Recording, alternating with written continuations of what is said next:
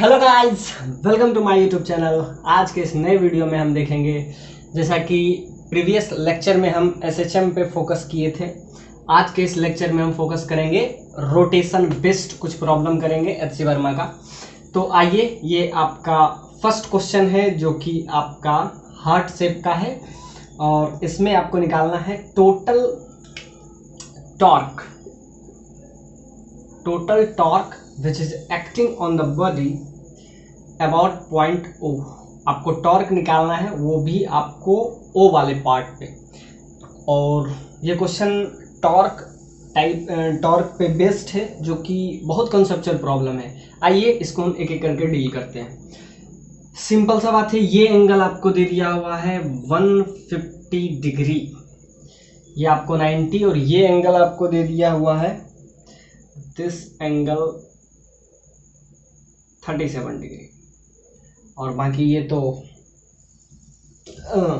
इसका हमको क्या निकालना है, टॉर्क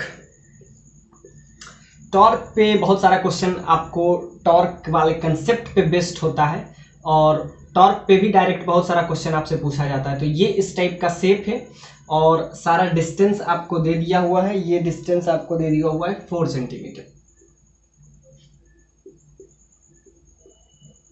ये भी 4 दिया हुआ है, ये एंगल 150 डिग्री दिया हुआ है, और ये आपका दे दिया हुआ है 37 degree. So you have to find the torque about the point O, about point O point के अबाउट आपको टॉर्क निकालना है। तो टॉर्क वाले जब हम कंसेप्ट बता रहे थे तो उसमें हम बताए थे कि जब भी आपको किसी का भी टॉर्क निकालना हो तो टॉर्क क्या होता है, टॉर्क हमेशा किसी भी एक पॉइंट के अबाउट निकालना होता है। जैसा कि अभी हम निकालेंगे torque at the point O। इस क्वेश्चन में आपसे पूछा है टॉर्क आपको निकालना है किस पॉइंट के अबाउट, तो हमेशा याद रखिएगा कि टॉर्क किसी भी एक फिक्स पॉइंट के अबाउट निकाला जाता है। तो torque at the point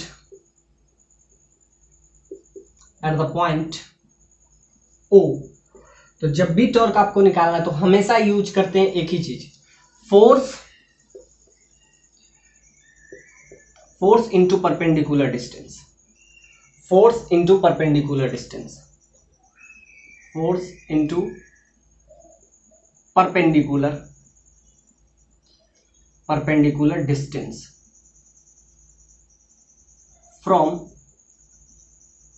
from that particular point,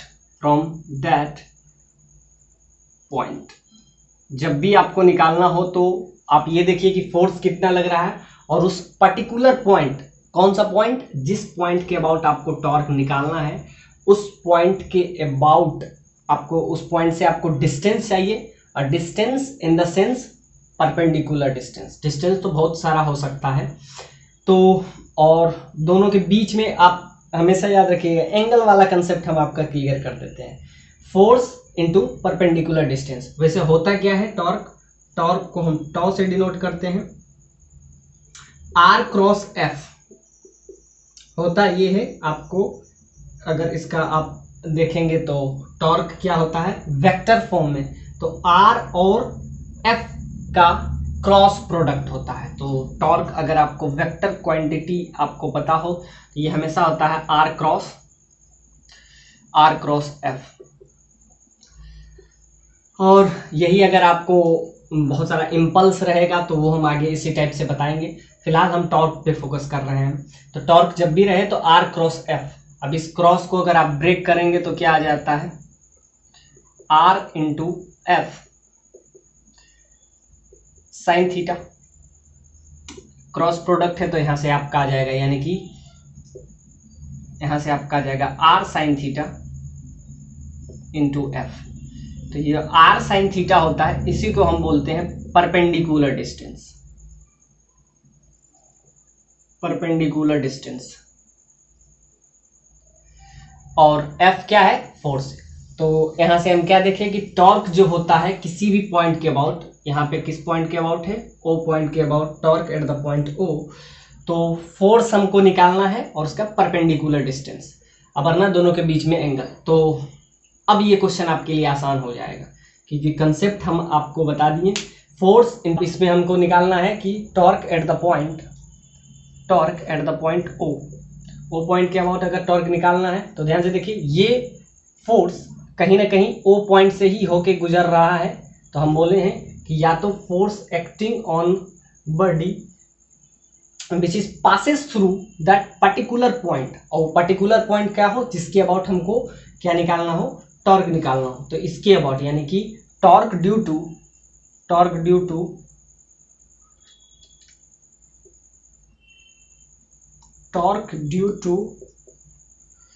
5 newton force must be zero, क्योंकि यहाँ पे आप लिख सकते हैं परपेंडिकुलर डिस्टेंस जीरो है। ये जीरो किस वजह से हुआ, एक तो या तो उसी पॉइंट से होके गुजरा, ये आपको समझ, या वहां से परपेंडिकुलर डिस्टेंस। टॉर्क के लिए हम क्या लिखते हैं, आर क्रॉस एफ। तो क्या हो जाएगा, सिंपल सा बात है, आर और एफ के बीच में एंगल क्या है, जीरो बन रहा है। ध्यान से देखिए, हम क्या बोल रहे थे, ये आपका हो जाता है इनिशियल टू फाइनल। ये इनिशियल टू फाइनल यानी आर भी इधर ही है, फोर्स भी इधर ही है। सिंपल सा बात है, हम कहे थे आर क्या होता है, पोजीशन वेक्टर, इसका डायरेक्शन क्या होता है, इनिशियल टू फाइनल। तो ध्यान से देखिए, फोर्स यहाँ लग रहा है, इनिशियल पॉइंट ये है, और इसका भी डायरेक्शन इनिशियल टू फाइनल, तो इस पॉइंट पे है। तो यहाँ से आपको आर भी उधर ही, आर का भी डायरेक्शन वही है जो फोर्स का डायरेक्शन है, फोर्स भी इधर ही जा रहा है और टॉर्क भी इधर ही जा रहा है, दोनों के बीच में एंगल क्या बन रहा है, जीरो बन रहा है। तो यहाँ से आपको आर और एफ के बीच में, यानी आर इंटू एफ, और दोनों के बीच में क्या हो जाएगा, दोनों का डायरेक्शन सेम है, इसलिए sine zero. So torque due to force 5 newton. अब इसके अबाउट तो क्या हो जाएगा, जीरो हो जाएगा, या तो यहाँ से समझ जाइए या वहाँ से कहीं से भी समझ जाइए। तो इसके वजह से जीरो हो गया। बाकी सबके बीच में आपका परपेंडिकुलर डिस्टेंस दिया हुआ है, एंगल भी दिया हुआ है, बस अब हम सारे को कैरी ऑन कर लेंगे उसी से। तो torque due to 5 newton force must be zero. तो यहाँ से देख लिए, पोजीशन वेक्टर, इसका भी डायरेक्शन वही है, इनिशियल टू, इस पॉइंट पे लग रहा है, तो इनिशियल टू फाइनल। तो ध्यान से देखिए, ये आपका हो जाएगा इनिशियल पॉइंट,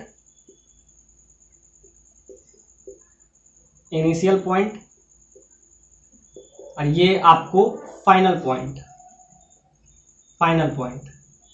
अब सिंपल सा बात है, ये जाना किधर जाएगा, इधर जाएगा, और फोर्स भी उधर ही लग रहा है, यानी कि जिधर आर वेक्टर है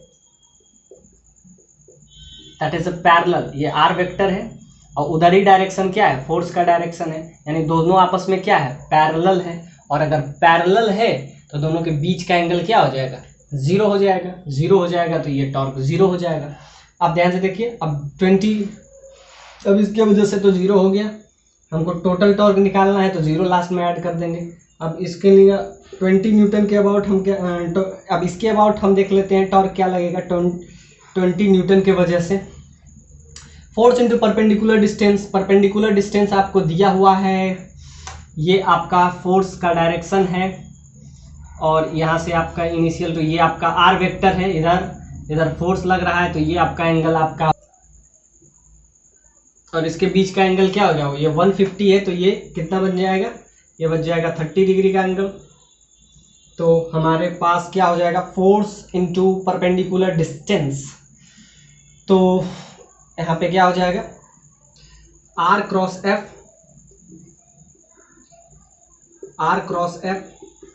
और परपेंडिकुलर डिस्टेंस इस पॉइंट से आपको दिया हुआ है कितना, 4। तो 4 यहाँ पे आपका आ जाएगा, फोर्स कितना लग रहा है, 20 न्यूटन, और दोनों के बीच का एंगल कितना है, 30 डिग्री का एंगल है।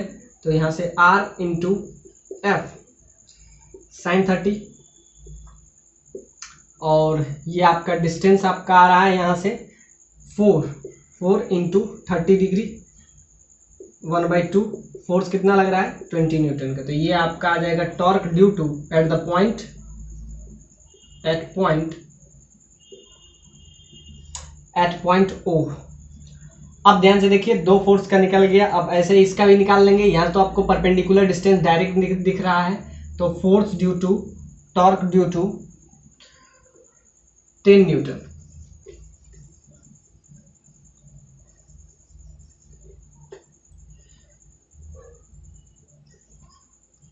अब फिर हम निकालेंगे torque due to 10 newton at point O। तो क्या हो जाएगा, फिर टॉर्क निकालेंगे तो इसका क्या आ जाएगा, परपेंडिकुलर डिस्टेंस आपको दिया हुआ है, इसमें परपेंडिकुलर डिस्टेंस आपको 4 दिया हुआ है, तो फिर लिखेंगे R क्रॉस F। तो यहां से आपका आ जाएगा 10 न्यूटन का फोर्स है, दोनों के बीच का एंगल आपको 90 दिख रहा है। तो initial to final, final point ये आपका है, तो ये आपका परपेंडिकुलर डिस्टेंस आपको दिख रहा है 90, तो R इंटू एफ साइन 90, और यहाँ से परपेंडिकुलर डिस्टेंस आपको 4 दे दिया हुआ है, तो 4 इंटू साइन 91, और यहाँ पे सिंपल सा बात है 10 न्यूटन। अब किसके वजह से, अब एक और फोर्स बचा है, इसके वजह से हमको निकालना है। तो ध्यान से देखिए, फोर्स इधर लग रहा है और यहाँ से परपेंडिकुलर डिस्टेंस कुछ ये होगा। तो अगर ये आपको 37 डिग्री दिया हुआ है और ये आपको 6 है, तो ये आपका परपेंडिकुलर डिस्टेंस यहाँ से निकाल लेंगे। आप ऐसा समझिए कि ये आपका 37 दिया हुआ है, आपको निकालना क्या है, ये आपका परपेंडिकुलर डिस्टेंस है और ये, तो अब हम निकालेंगे torque due to 15 newton, torque due to 15 newton. यहां भी होता है R क्रॉस F। तो ये अगर 37 डिग्री है तो यहां से हमको क्या चाहिए, हमेशा फोर्स इंटू परपेंडिकुलर डिस्टेंस। तो फोर्स लग रहा है आपका 10 न्यूटन का, 15 न्यूटन का। अब रही बात परपेंडिकुलर डिस्टेंस का, तो फोर्स इधर है और ये यहाँ से परपेंडिकुलर डिस्टेंस, तो ये आपका हो जाएगा O, ये है, और इस पॉइंट को अगर P दें तो OP क्या हो जाएगा, परपेंडिकुलर डिस्टेंस। तो OP का वैल्यू क्या हो जाएगा, यहाँ से आपका आ जाएगा साइन 6 साइन 37। अब ध्यान से देखिए, आप ऐसा भी समझ सकते हैं आप, ये आपका 37 है, ये आपका पॉइंट O है, ये पॉइंट आपका P है। आपको क्या चाहिए, PO चाहिए, और ये आपको 6 सेंटीमीटर दे दिया है। तो यहाँ से आपका आ जाएगा सिंपली, यहाँ से आपका आ जाएगा साइन 37 डिग्री ले लेंगे तो क्या हो जाएगा, perpendicular that is PO, perpendicular by hypotenuse, hypotenuse आपको 6 दिया हुआ है, तो यहाँ से PO का वैल्यू डायरेक्ट आ जाएगा 6 इंटू साइन 37। साइन 37 का वैल्यू आपको पता है 3/5 होता है, बस वैल्यू रख देंगे तो आपका टॉर्क भी आ जाएगा। तो बस ये आपको इसका जूम करके हम बता दिए हैं। बाकी ये एंगल कितना था, ये 150 था, और ये अगर 150 है तो ये आपका हो जाएगा, फोर्स इधर लग रहा है तो ये आपका हो जाएगा 30 डिग्री अपने आप हो जाएगा। ये अगर 150 है तो दूसरा अपने आप, क्योंकि एक स्ट्रेट लाइन पे कितना टोटल एंगल बनता है 180, तो ये अपने आप 30 हो जाएगा। और होपफुली आपको इसमें कोई दिक्कत नहीं हुआ होगा। ये आ जाएगा साइन 30, दोनों के बीच का एंगल। हमको क्या चाहिए, हमको तो परपेंडिकुलर डिस्टेंस चाहिए, तो सिंपल सा बात है, ये 30 डिग्री है, तो यहाँ से आपका आ जाएगा दोनों के बीच का एंगल, ये R वेक्टर इधर इनिशियल से फाइनल की तरफ इधर डायरेक्टेड रहेगा। जिस पॉइंट पे आपको निकालना है पोजीशन वेक्टर का डायरेक्शन उधर ही होता है, यानी कि position vector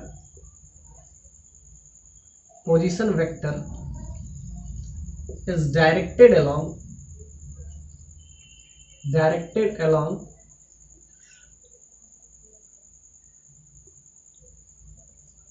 the direction of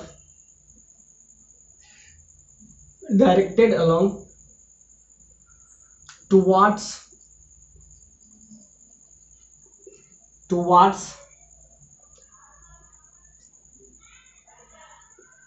the fixed point, और ये फिक्स पॉइंट कौन सा है, जिस पॉइंट के अबाउट आपको टॉर्क निकालना है। तो इसका डायरेक्शन इधर है, तो यहाँ से आपका 30 डिग्री आया, ये भी आपको समझ में आ गया। बाकी इसके बीच 90 डिग्री था, इसके वजह से 0 क्यों हो गया, क्योंकि इधर आपका डायरेक्शन इनिशियल टू फाइनल, यानी ये डायरेक्शन क्या है, ये डायरेक्शन है, सिंपल सा बात है, आर का, और यही डायरेक्शन है आपका फोर्स का, यानी फोर्स भी उधर ही है, यानी फोर्स उधर है जिधर, सिंपल सा बात है, आर पोजीशन वेक्टर भी उधर ही है जिधर फोर्स है। तो दोनों के बीच का एंगल क्या हो जाएगा, sin 0। तो sin 0 की वजह से, तो इसके वजह से आपका क्या हो जाएगा, टॉर्क 0 हो जाएगा। बाकी सबके वजह से आपका आ ही गया, बस वैल्यू पुट करके ऐड कर दीजिए। तो ये आपका आ जाएगा 15 × 6, और ये आपका आ जाएगा 3/5। सो दिस इज 3 3 × 9, ये आपका 54 न्यूटन। अब इसमें एक सबसे इंपॉर्टेंट न्यूटन मीटर, अब बहुत इंपॉर्टेंट कि अब ये इसका डायरेक्शन क्या होगा। अब ऐसा समझिए कि ये इसको किधर डायरेक्ट, ये अगर इधर फोर्स लगता है 20 न्यूटन का, तो ये किधर इसको चाहेगा, ये चाहेगा ACW, anti clockwise direction, ACW इसको इधर रोटेट कराना चाहेगा। अब ये फोर्स तो उससे पास ही होके जा रहा है, तो इसके वजह से तो टॉर्क 0 ही है। अब ये क्या चाहेगा, ये चाहेगा इधर मूव करे, यानी कि ये भी चाहेगा ACW, ये इधर लगेगा तो ये ऐसे चाहेगा। सिंपल सा बात है, डायरेक्शन अब देखना है बस, अब कुछ नहीं है, वैल्यू तो आपको पता चल गया। ये भी आपको ACW है और ये भी चाहेगा कि एंटी क्लॉकवाइज, लेकिन ये क्या चाहेगा, ये चाहेगा इस डायरेक्शन में फोर्स लग रहा है, तो ये चाहेगा ये क्लॉकवाइज सेंस में मूव करे। ये इधर डायरेक्शन लगा रहा है तो ये चाहता है क्लॉकवाइज, ये क्या चाह रहा है ACW, एंटी क्लॉकवाइज डायरेक्शन, और ये चाह रहा है आपका ACW। तो दोनों ACW ऐड करके लास्ट में हम क्या सब्ट्रैक्ट कर लेंगे किसका, तो ये आपका आ जाएगा 2, तो ये आपका सिंपल सा बात है 40 न्यूटन मीटर। तो 20 न्यूटन ACW का है, इसका भी ऐड कर देंगे और इसका सब्ट्रैक्ट कर देंगे। तो यहाँ से आपका सिंपल सा बात है कि ध्यान से देखिए, तो नेट टॉर्क आपसे पूछा है, net torque at the point, किस पॉइंट के अबाउट निकालना है आपको, O पॉइंट के अबाउट। तो नेट टॉर्क क्या हो जाएगा, ये एंटी क्लॉकवाइज, ये एंटी क्लॉकवाइज दोनों ऐड हो जाएगा, और ये क्लॉकवाइज उसमें सब्ट्रैक्ट हो जाएगा। और यहाँ से आपको क्या दिख रहा है, क्लॉकवाइज के सेंस में कितना आ रहा है 40, तो ये 40 एक दूसरे को बैलेंस कर लेंगे, बचेगा क्या, बचेगा आपका ये। तो सिंपल सा बात है, नेट के लिए हम सारा को ऐड करेंगे, तो ये 54, ये क्या चाह रहा है क्लॉकवाइज एंटी क्लॉकवाइज एक ये भी है, तो इसको ऐड कर लेंगे 40, सिंपल सा बात है। तो ये आपका आ जाएगा -40, क्योंकि ये आपका है ACW और ये CW है, तो आपस में सब्ट्रैक्ट हो जाएगा। तो ये 40 से 40 कैंसिल, ये आपका आ जाएगा 50। तो 10⁻⁻2 से उसको क्या करेंगे, डिवाइड कर लेंगे। सो होपफुली जितना में है सब में क्या करेंगे, 100 से डिवाइड कर लेंगे, सारे में 100 से डिवाइड कर लेंगे। तो जो लास्ट में आंसर आएगा, सिंपल सा बात है, आप कोई फर्क नहीं पड़ता, यहाँ से 100 से डिवाइड कर लीजिएगा। तो ये आपका आ जाएगा, अगर न्यूटन मीटर में चाहिए तो ये आपका आ जाएगा 0.54 न्यूटन मीटर। वैसे उससे कोई फर्क नहीं पड़ता है, इसमें सेंटीमीटर में ही दिया हुआ है, अगर मीटर में रहता तो ये आ जाता 54 न्यूटन मीटर, लेकिन दिया क्या है सेंटीमीटर। 50 सेंटीमीटर इधर और 50 सेंटीमीटर आगे, तो ये आपका फिक्स हो जाएगा। अब आइए देखते हैं, तो आपको क्या कह रहा है कि particle of masses 1 gram 2 gram up to so on that is 100 gram are kept at 1 centimetre 2 centimetre 3 centimetre respectively on metre bridge. इस टाइप से आपको रखा गया, और आपको क्या चाहिए MOI, मोमेंट ऑफ इनर्शिया का एक प्रॉब्लम भी करना था, क्योंकि पिछला प्रॉब्लम हम टॉर्क पे किए, अब हम करेंगे इसका मोमेंट ऑफ इनर्शिया पे। अब इसका परपेंडिकुलर बाइसेक्टर किसके अबाउट हमको निकालना है, MOI। तो याद रखिएगा, हर बार जब आप टॉर्क निकालते हैं तो किसी पॉइंट के अबाउट निकालते हैं, जब आप उसका क्या निकाल रहे हैं MOI, तो MOI कोई फिक्स पॉइंट के अबाउट, तो इसके परपेंडिकुलर बाइसेक्टर मतलब इसके अबाउट आपको निकालना है। This is perpendicular bisector. Perpendicular, बाकी बाइसेक्टर तो आपको दिख ही रहा है 50-50 से क्रॉस, तो ये आपको इसके अबाउट निकालना है, परपेंडिकुलर बाइसेक्टर। Perpendicular bisector. तो इसके अबाउट आपको निकालना है। तो इसमें हम क्या क्या करेंगे, वही हर बार की तरह MRI M1R1I plus M2R2I plus M3R3I का square up to so on, और इसमें क्या हो जाएगा, लास्ट में हो जाएगा M100, लास्ट में 1 से लेके 100 तक जाएगा, और ये भी आपका हो जाएगा R100 का स्क्वायर। और ये आपका आ गया moment of inertia about, this is a perpendicular bisector of metre bridge. आपको मोमेंट ऑफ इनर्शिया निकालना है, और वो भी उसके perpendicular bisector. This is perpendicular bisector, जो इसको बाइसेक्ट भी करता है और इस पे क्या है, परपेंडिकुलर है। किस एक्सिस के अबाउट निकालना है, तो याद रखेगा MOI निकालना है परपेंडिकुलर बाइसेक्टर के अबाउट। तो जब भी मोमेंट ऑफ इनर्शिया की बात हो तो वो किसी भी एक फिक्स पॉइंट के अबाउट निकालते हैं, और जब हम टॉर्क की बात करते हैं तो वो फिक्स पॉइंट के अबाउट निकालते हैं। तो इसमें हमको क्या निकालना होता है, M1R1 M2R2 up to so on, इस टाइप से। तो इसको हम इस टाइप से करेंगे। तो M1 का भी वैल्यू आपको पता है, बस ये एक क्या बन जाएगा आपके लिए, इसको वैल्यू आप बस लिख देना है। तो आपका क्या हो जाएगा, ये आप ऐसा समझिए 1 gram 2 gram up to so on 100 ग्राम तक जाना है, और इधर किधर जाना है, 1 सेंटीमीटर से लेके रिस्पेक्टिवली कितना तक जाना है, 100 सेंटीमीटर। मतलब आपका ऐसे चल रहा है 1 gram 2 gram up to so on 100 gram, और यहाँ पे हो जाएगा आपका 1 centimetre 2 centimetre up to so on 100 centimetre. तो इस टाइप से आपका चल रहा है, और आपको निकालना है perpendicular bisector of metre scale. Metre scale. अब इसके अबाउट हम निकालेंगे तो क्या लिखेंगे, M1R1, तो जैसा कि 1 ग्राम है M1R1 स्क्वायर, तो यहाँ पे हम लिखेंगे। और इस एक्सिस के अबाउट आपको निकालना है, ये फिक्स एक्सिस के अबाउट आपको निकालना है, तो लिखेंगे सिंपल सा बात है 1 ग्राम, और डिस्टेंस इसका क्या हो जाएगा, सेंटीमीटर स्क्वायर, 1 सेंटीमीटर स्क्वायर। तो M1R1 M2R2, तो यहाँ पे फिर हो जाएगा 2 ग्राम इंटू 2 सेंटीमीटर का square up to so on, ऐसा चलता रहेगा। और 50 तक जाते जाते क्या हो जाएगा, सिंपल सा बात है, आपको सारा का एडिशन आपको लेना है, बस इस इक्वेशन को हमको इजी करना है। इसके अबाउट हमको क्या निकालना है, मोमेंट ऑफ इनर्शिया।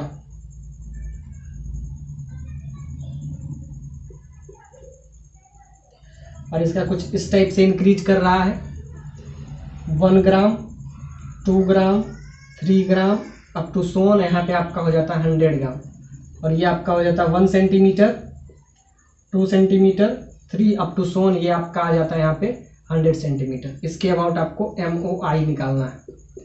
तो क्या हम ऐसा यूज करते हैं MOI के लिए, M1R1 स्क्वायर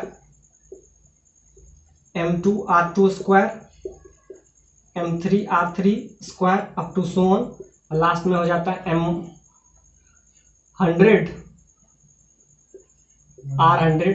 तो यहाँ से आपके ध्यान से देखिए, यहाँ से डिस्टेंस अब देखते हैं। अब बस इसको इजी कर लेना है, इस इक्वेशन को हमको इजी करना है। तो यहाँ से आपका आ जाएगा 1 ग्राम, डिस्टेंस बहुत ज़्यादा है,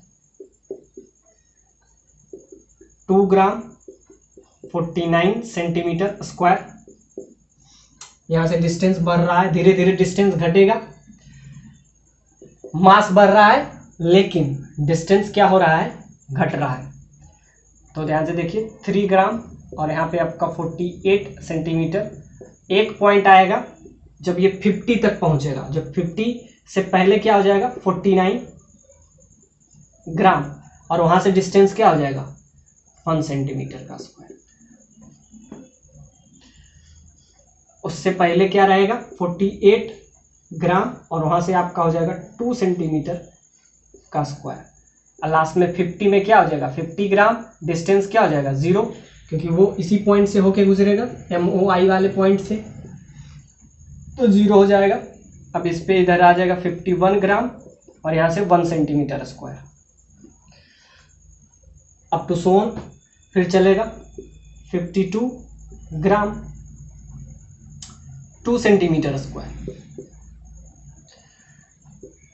53 ग्राम 3 सेंटीमीटर स्क्वायर, और लास्ट में क्या हो जाएगा ये 99 ग्राम, और डिस्टेंस बढ़ जाएगा, और डिस्टेंस बढ़ते बढ़ते लास्ट में क्या हो जाएगा 49 सेंटीमीटर का स्क्वायर, और जब 100 हो जाएगा 100 ग्राम, तब ये क्या आ जाएगा आपका 50 सेंटीमीटर का स्क्वायर। तो ध्यान से देखिए, पहला 50 यहाँ से आया और दूसरा 50 इधर से आया। अब दोनों को ध्यान से देखिए, 50 स्क्वायर दोनों कॉमन ले लेंगे। अब ये इक्वेशन आपको देखने में बहुत लेनी लग रहा है, लेकिन ये इक्वेशन बहुत इजीली वे में आपसे, तो ध्यान से देखिए कॉमन क्या दिख रहा है, इधर 50 सेंटीमीटर स्क्वायर, इधर 50 सेंटीमीटर स्क्वायर, दोनों में क्या लेंगे हम कॉमन ले लेंगे। तो यहाँ से आपका आ जाएगा 50 सेंटीमीटर स्क्वायर, अगर हम कॉमन ले लेते हैं तो यहाँ से आपका आ जाएगा 1 ग्राम प्लस 100 ग्राम। अब ऐसे ही लेंगे, 99 में इधर आएगा 49, इधर भी 49, तो 49 सेंटीमीटर स्क्वायर अगर हम कॉमन लेते हैं तो इधर से आपका आ जाएगा 2 ग्राम, और इधर से क्या आ जाएगा 99 ग्राम।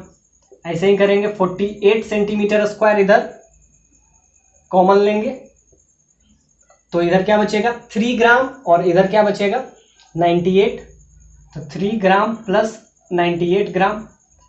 तो यहाँ से आपको क्या दिख रहा है, यहाँ से कुछ ना कुछ तो कॉमन आपको दिख रहा है, तो 101 ग्राम आपको कॉमन दिख रहा है, और बाकी क्या आ रहा है 50 सेंटीमीटर का स्क्वायर, 49 सेंटीमीटर का स्क्वायर,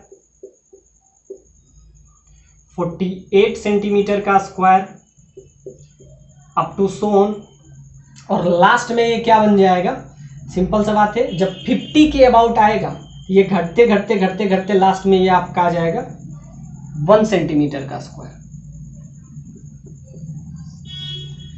ये आपका घटते घटते क्या हो जाएगा डिस्टेंस 1 सेंटीमीटर का स्क्वायर।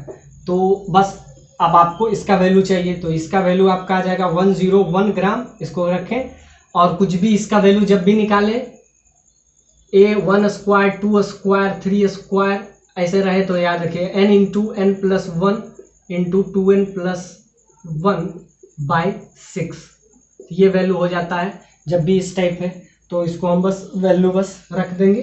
तो ये आपको देखने में बहुत लेंदी है, लेकिन ये क्वेश्चन लास्ट में आपके लिए इजी हो जाएगा। तो यहाँ पे क्या हो जाएगा 101 ग्राम इधर बाहर रख लेते हैं, और इधर आ जाएगा क्या n इंटू एन प्लस 1/2, तो n क्या है यहाँ पे 50। तो जब भी आपका स्क्वायर रहे, यानी 1 स्क्वायर 2 स्क्वायर 3 स्क्वायर, तो इसका हमेशा n इंटू एन प्लस 1/6, तो यहाँ पे आपका n आपका कितना हो जाएगा 50, n into n plus 1 51 into 2n plus 1, यानी 2 इंटू 50 प्लस 1/6, तो ये अब आपका आ गया 101, 50 इंटू 51, और ये 101 इधर भी आ गया /6। So this is your answer MOI about. तो ये थोड़ा सा लेंदी था। Plate of a uniform square plate of mass m, as a है, अबाउट इट्स डायगोनल। वैसे ये डेरिवेशन हम पहले करवा चुके हैं, बस इसको हम इजीली वे में तुरंत जल्दी जल्दी हम कर लेते हैं। ये हम डेरिवेशन पहले करवा भी चुके हैं, तो आपको वहाँ पे इसका डिटेल एनालिसिस मिल जाएगा। आपसे क्या पूछ रहा है, मोमेंट ऑफ इनर्शिया किसके अबाउट, डायगोनल के अबाउट। तो आप ऐसा समझिए कि ये स्क्वायर है जिसका आपको लेंथ a दे दिया हुआ है, इसका लेंथ a है, और आपसे पूछ रहा है कि इसका diagonal A B C D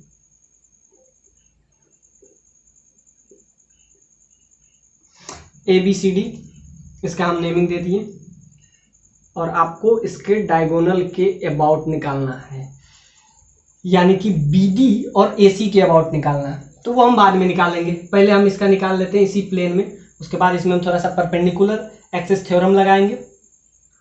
इसका A लेंथ दे दिया हुआ है, और अभी हम बताए हैं मोमेंट ऑफ इनर्शिया जब हम निकालते हैं MOI, तो क्या हम लिखते हैं M1 R1 M2 R2 M3 R3 up to so on, इस टाइप से हम MN RN का स्क्वायर, ये आपका हो जाता है मोमेंट ऑफ इनर्शिया। तो इसमें भी हम वही करेंगे। अब इसका समझिए कि ये स्क्वायर है, सपोज दैट इसका मास आपको दे दिया हुआ है, तो इसका मास टोटल एरिया में डिस्ट्रीब्यूटेड होगा, क्योंकि ये 3D पिक्चर नहीं है, ये 2D पिक्चर है। तो ये A है तो ये भी A हो जाएगा, तो टोटल एरिया में इसका डिस्ट्रीब्यूशन है, यानी कि मास M है टोटल A एरिया में डिस्ट्रीब्यूटेड, और इसका एरिया क्या होता है आपको पता है, स्क्वायर का एरिया साइड स्क्वायर, तो इसमें है। और आपको क्या चाहिए, आप इसमें किसी भी एक पॉइंट पे आप x ले सकते हैं, किसी भी एक पॉइंट पे कहीं भी आप, तो सपोज डेट हम इस पॉइंट पे लेते हैं, इसका एक थिकनेस हम ले लेते हैं इस पॉइंट पे, जो कि x डिस्टेंस पे है, यहां से किसी भी एक्सिस सेंटर से इसका x डिस्टेंस पे हम ले लिए, ये सेंटर है, सेंटर से हम x डिस्टेंस पे एक पॉइंट लिए, वहां यानी उसका मास जो होगा वो क्या हो जाएगा dm। dm क्या है, कोई एलिमेंट हम लिए और लास्ट में हम क्या करेंगे उसका इंटीग्रेशन करेंगे, तो dm मास यानी कि ये है elementary mass.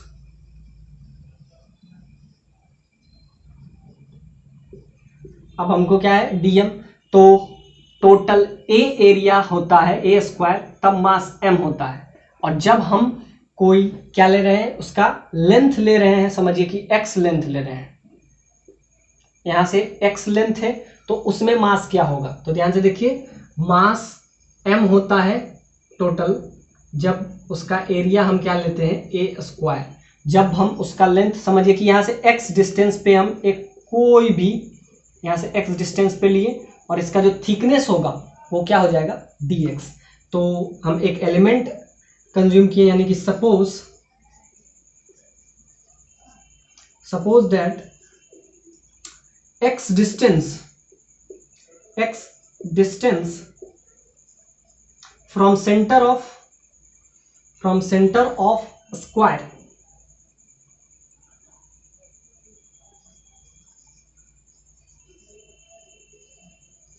Square, and thickness, उसका थिकनेस क्या होगा, मास आपको पता है MOI निकालना है, MOI अबाउट इस प्लेन के अबाउट निकालना है, तो यहाँ से सेंटर से हमको डिस्टेंस दिख रहा है, तो सेंटर से डिस्टेंस हम कितना लिए x, और उसका थिकनेस क्या है dx। तो हम निकाल रहे हैं इस पॉइंट के अबाउट, इस एक्सिस को हम कुछ नाम दे देते हैं, IZ के अबाउट निकाल रहे हैं, अबाउट IZ, तो IZ के अबाउट निकाल रहे हैं, तो क्या करेंगे मास dm मास इंटू यहाँ से परपेंडिकुलर डिस्टेंस जो कि x स्क्वायर है। अब इसको क्या करेंगे हम इंटीग्रेट कर लेंगे, तो ध्यान से देखिए यहाँ से इधर डिस्टेंस क्या हो जाएगा, इधर हो जाएगा a/2, क्योंकि टोटल a है, तो मैक्सिमम डिस्टेंस राइट साइड क्या हो जाएगा इधर a/2, तो इधर क्या हो जाएगा, तो इधर लोअर लिमिट हो जाएगा -a/2, अपर लिमिट हो जाएगा a/2। अब इसको हम क्या करेंगे इंटीग्रेट कर लेंगे, dm का स्क्वायर dx, और याद रखिए इधर एक बार इंटीग्रेट करके इसका 2 टाइम्स हम लास्ट में कर देंगे, तो -a से a कीजिए या 2 टाइम्स, यानी इसी को हम क्या करेंगे डबल करेंगे बाय सिमेट्री, तो IZ के अबाउट आपका आ जाएगा m/a स्क्वायर, और ये a होगा, इस चीज पे फोकस कीजिएगा कि एक लेंथ को हम क्या किए, इस स्क्वायर का एक लेंथ को हम फिक्स किए हैं, बाकी एक को वेरी करवा रहे हैं, और सेंटर से उसका डिस्टेंस क्या है एक्स है और उसका थिकनेस क्या है, थिकनेस उसका डी एक्स है। तो यहाँ से आपका आ जाएगा इंटू ए, और माइनस ए से ए के लिए हम इसको 2 टाइम्स लिख देते हैं, और 0 से क्या कर देंगे, a/2 ही कर लेंगे, यानी कि इसको 2 टाइम्स कर लेंगे, और ये आपका आ जाएगा सिंपली x² dx। अब इसको हम अगर इसको हम यूज करते हैं तो m/ यहाँ पे a बचेगा, a के से कैंसिल, और यहाँ पे 2, और यहाँ पे आपका आ जाएगा x³ डिवाइडेड बाय 3, और यहाँ पे a/2 कर देंगे। बाकी इसको अगर हम इजी करते हैं तो आपका आ जाएगा 2m/a, और यहाँ पे आपका आ जाएगा a का पावर 3/8 इंटू 1/3, और इससे अगर 4 से कैंसिल हो जाएगा तो ये आपका सिंपली आ जाएगा iz के अबाउट क्या आ जाएगा, a से a कैंसिल, और आपका आ जाएगा सिंपली m और a², और यहाँ पे आपका आ जाएगा डिवाइडेड बाय 12। तो क्या देखें कि स्क्वायर हो तो स्क्वायर के प्लेन में, ये जेड एक्सिस क्या है, ये इसी एक्सिस में है, और सिंपल सा बात है, तो इस एक्सिस के अबाउट यानी आई जेड के अबाउट, या इसको आई एक्स ही ले लेते हैं, आई एक्स ही है, मतलब कि इसी प्लेन में अगर आपको मोमेंट ऑफ इनर्शिया चाहिए और जो कि सेंटर से पास कर रहा है, उसके अबाउट आपका क्या आ गया, ma²/12। याद रखिएगा किस एक्सिस में, मतलब उसी प्लेन में है, यानी कि इस अबाउट, और जो कि सेंटर से पास कर रहा है, और आपको क्या पूछ रहा है, आपसे डायगोनल के अबाउट पूछ रहा है। तो याद रखिए परपेंडिकुलर एक्सिस थ्योरम से हम यूज करेंगे। परपेंडिकुलर एक्सिस थ्योरम से अगर हम यहाँ से यूज करते हैं तो क्या आ जाएगा, सिंपल सा बात है, Ix plus Iy that is equal to Iz। Simple सा बात है, इस एक्सिस के अबाउट भी वही होगा, इस एक्सिस के अबाउट भी वही होगा, क्योंकि वो दोनों उसी प्लेन में आ रहा है, यानी इसके अबाउट भी अगर हम निकालते तो भी वही आता, और वो क्या आता, ml²/12। तो इसके अबाउट निकालिए या इसके अबाउट, यानी कि आई AC के अबाउट निकालिए या आई BD के अबाउट निकालिए, दोनों के अबाउट यही आएगा, क्योंकि वो उसी प्लेन में है और दूसरा क्या है, उसी प्लेन में है और दूसरा उस सेंटर से पास कर रहा है। तो ये दोनों फिक्स है कि उसी प्लेन में है और सेंटर से पास कर, यानी passing through O that is equal to Iz। तो यहाँ से क्या हो जाएगा, और Iz के अबाउट हम यहाँ पे देखें, इसका वैल्यू आपको पता है, ये आपका हो जाएगा, दोनों में सेम होगा, इस एक्सिस के अबाउट भी इस एक्सिस के, यानी IAC that is equal to, इसके परपेंडिकुलर एक्सिस पे आपका क्या आ जाएगा, ml²/12। तो यहां से आपका आ जाएगा सिंपली AC के अबाउट, यहाँ पे क्या बचेगा, IAC के अबाउट आ जाएगा आपका ma²/6। ये आपका आ जाएगा AC या IBD के अबाउट ma²/6।